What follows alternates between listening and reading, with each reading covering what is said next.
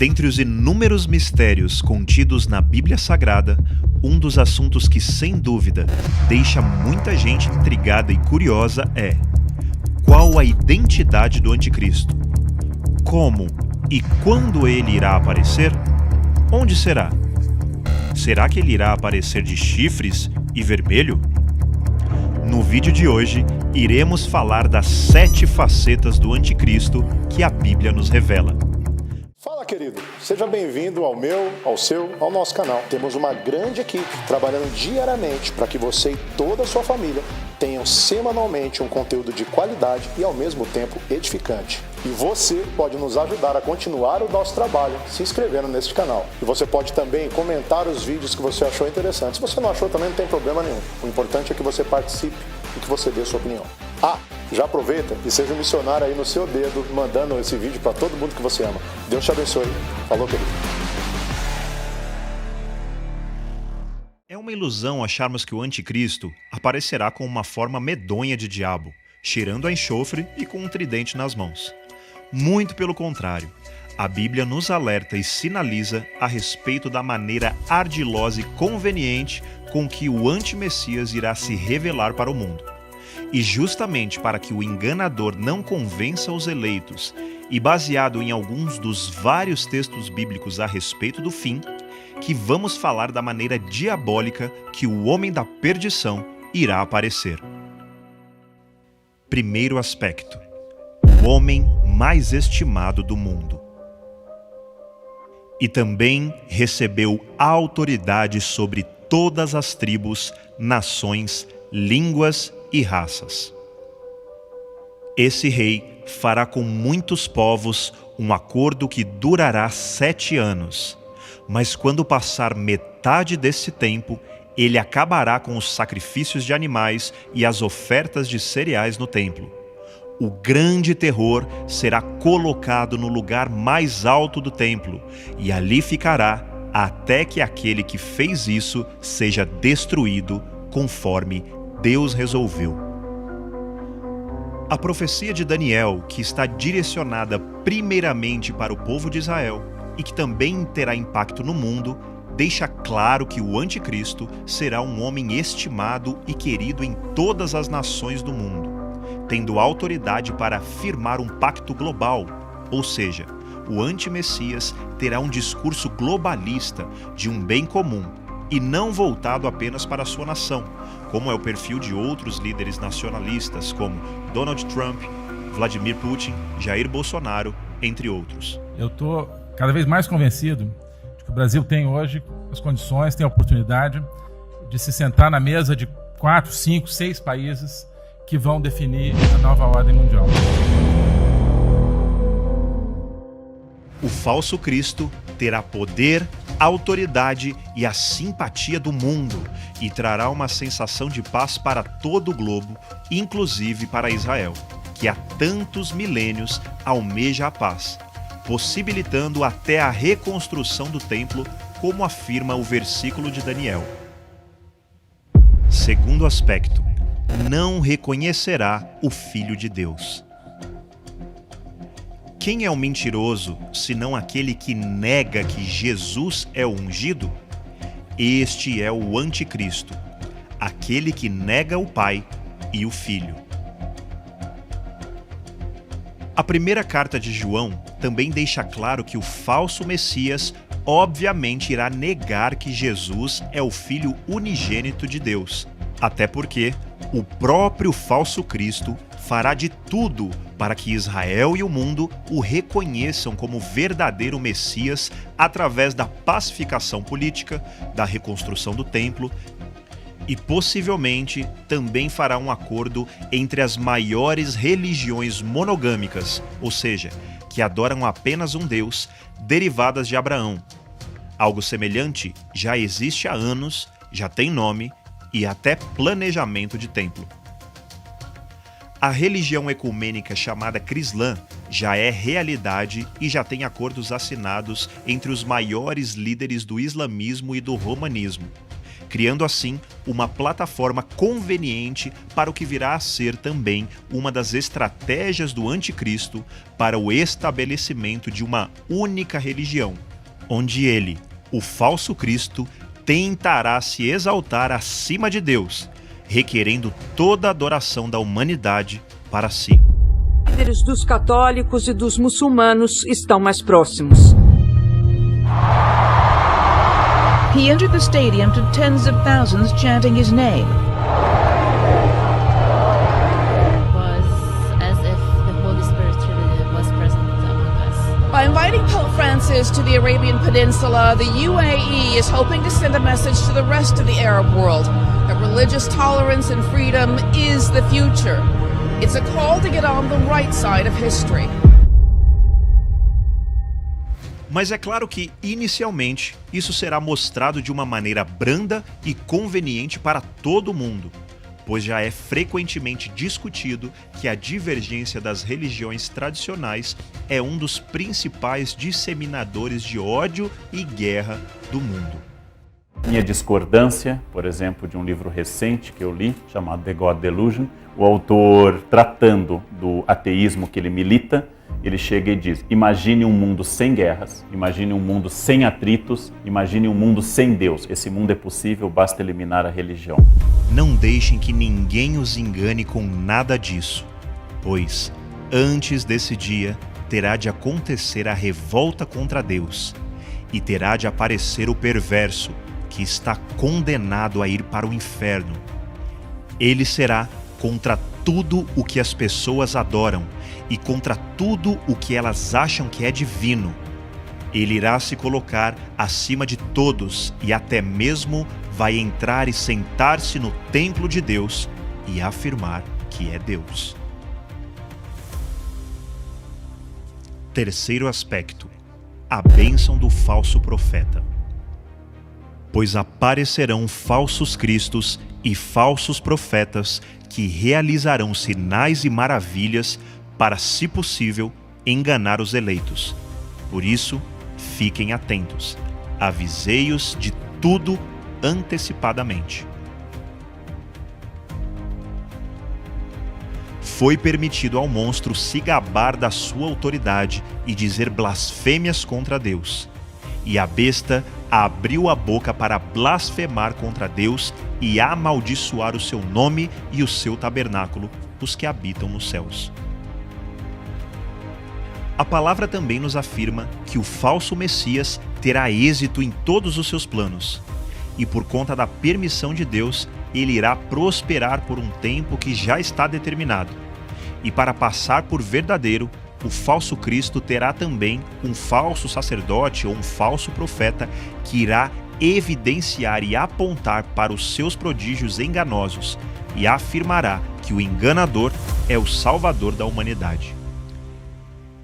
Ele se tornará muito forte, mas não pelo seu próprio poder. Provocará devastações terríveis e será bem-sucedido em tudo o que fizer. Destruirá os homens poderosos e o povo santo. Com o intuito de prosperar, ele enganará a muitos e se considerará superior aos outros. Destruirá muitos que nele confiam e se insurgirá contra o príncipe dos príncipes. Apesar disso, ele será destruído, mas não pelo poder dos homens.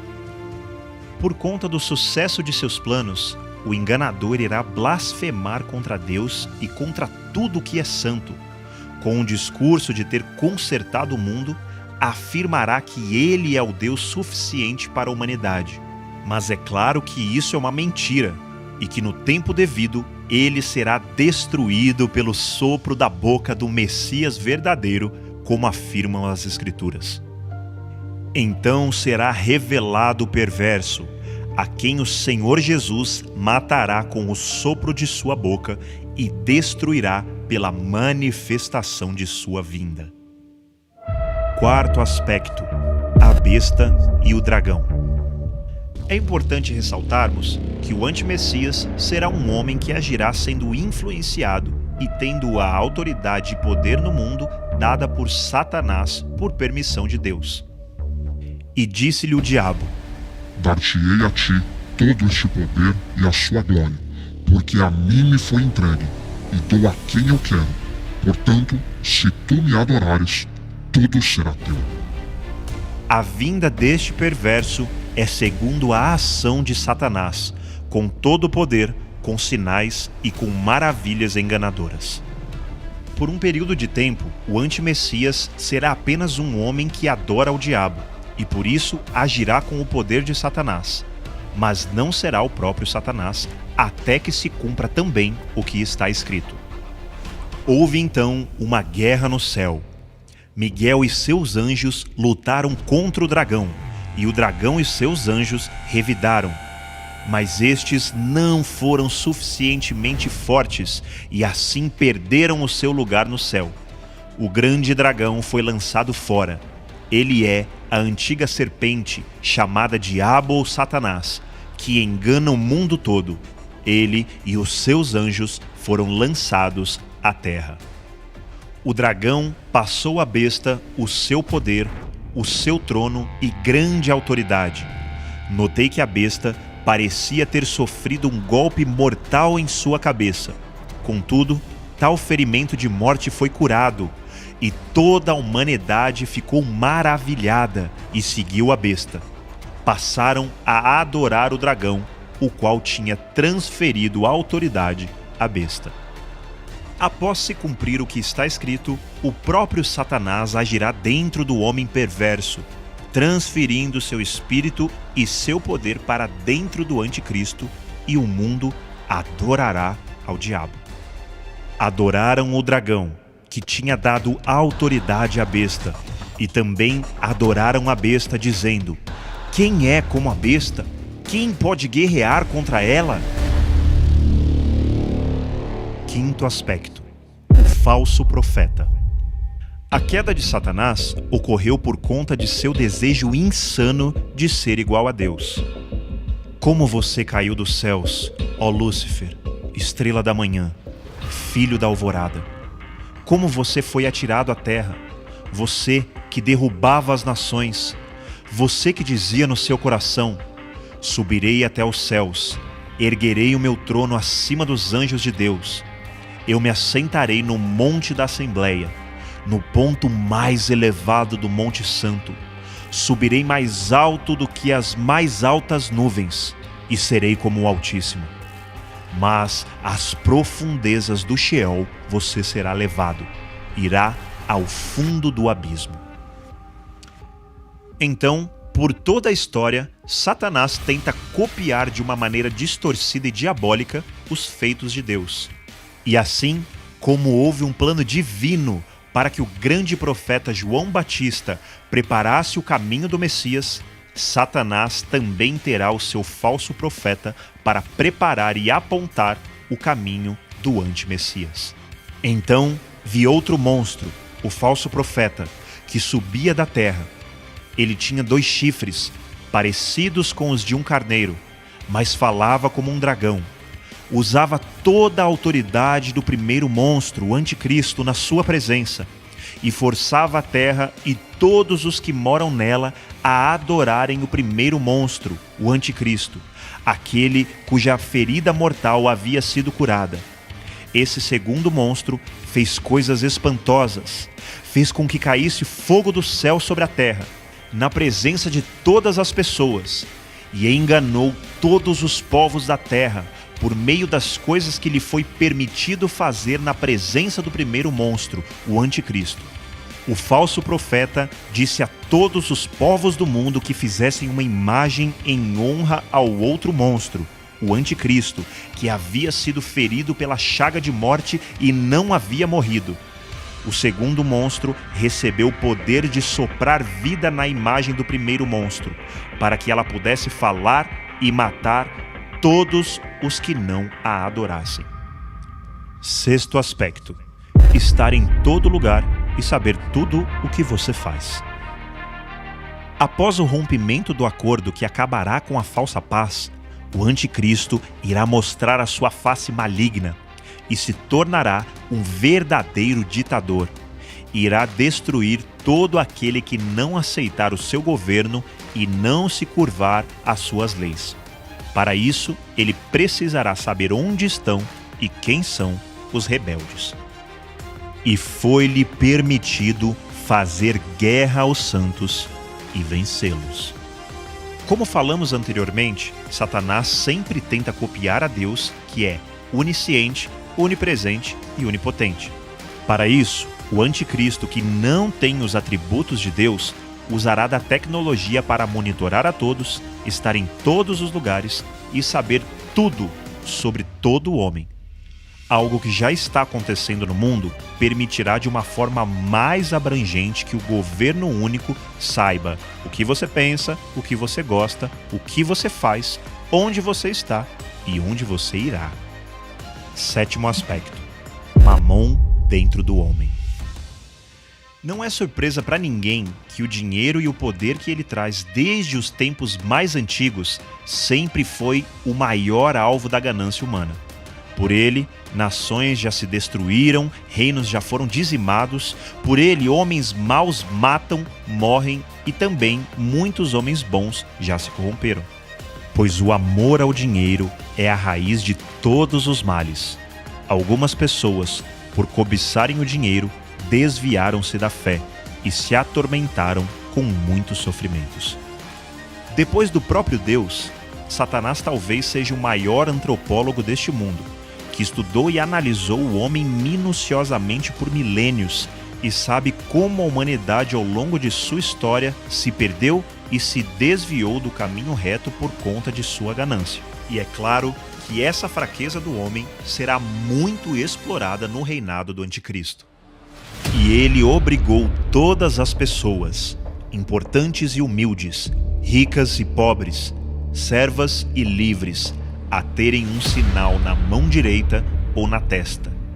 Ninguém podia comprar ou vender a não ser que tivesse esse sinal, isto é, o nome da besta ou o número do seu nome. A Bíblia deixa muito claro que parte da estratégia do anti-Messias é obrigar a humanidade a ter um sinal ou uma marca na mão ou na testa, e que este sinal está intimamente conectado à compra e venda, ou seja, conectado ao sistema monetário, ao dinheiro, pois só compramos ou vendemos se tivermos dinheiro. Ninguém pode servir a dois senhores, pois odiará um e amará outro, ou se dedicará a um e desprezará o outro. Você não pode servir a Deus e ao dinheiro. Chegará o dia em que a humanidade na Terra literalmente terá que escolher entre o verdadeiro Deus e o dinheiro, ao ponto dessa escolha custar a vida. A Bíblia deixa claro também que o sinal estará no homem, acompanhará o homem que o possuir. Satanás tenta imitar a Deus, e um dos nomes do verdadeiro Messias é Emanuel. A virgem ficará grávida e dará à luz um filho, e o chamarão Emanuel, que significa Deus conosco. Assim também, a marca do anticristo estará para sempre com aquele que optar por se vender ao governo de Satanás e aceitar o seu sinal. E a besta foi presa, e com ela o falso profeta, que diante dela fizera os sinais, com que enganou os que receberam o sinal da besta e adoraram a sua imagem. Estes dois foram lançados vivos no lago de fogo que arde com enxofre. Hoje, o dinheiro digital já é uma realidade que está deixando o dinheiro físico obsoleto. Ferramentas digitais como o Pix já nos possibilitam fazermos transações em segundos de uma maneira simples, segura e rápida. E de certa forma já está na palma de nossas mãos. Temos moedas digitais no mundo que valem muito mais do que a maioria das moedas nacionais. E esta plataforma de moeda única está mais próxima do que nunca. Logo, toda a humanidade estará sujeita a uma única moeda, a uma única lei, a uma única religião, ao mundo sem fronteiras e ao governo de um único homem. E ninguém terá onde se esconder se não for com a proteção do Altíssimo. Aquele que habita no esconderijo do Altíssimo, à sombra do Onipotente descansará. Direi do Senhor, Ele é o meu Deus, o meu refúgio, a minha fortaleza, e nele confiarei. Vocês têm obedecido a minha ordem para aguentar o sofrimento com paciência, e por isso eu os protegerei no tempo da aflição que virá sobre o mundo inteiro para pôr à prova os povos da terra. Que nós que realmente vivemos em busca do reino de justiça sejamos protegidos no tempo da aflição. Se você gostou desse vídeo, não se esqueça de deixar o seu like e enviar esse link para sua rede de contatos para que mais pessoas possam ser abençoadas com o conteúdo. Deus te abençoe.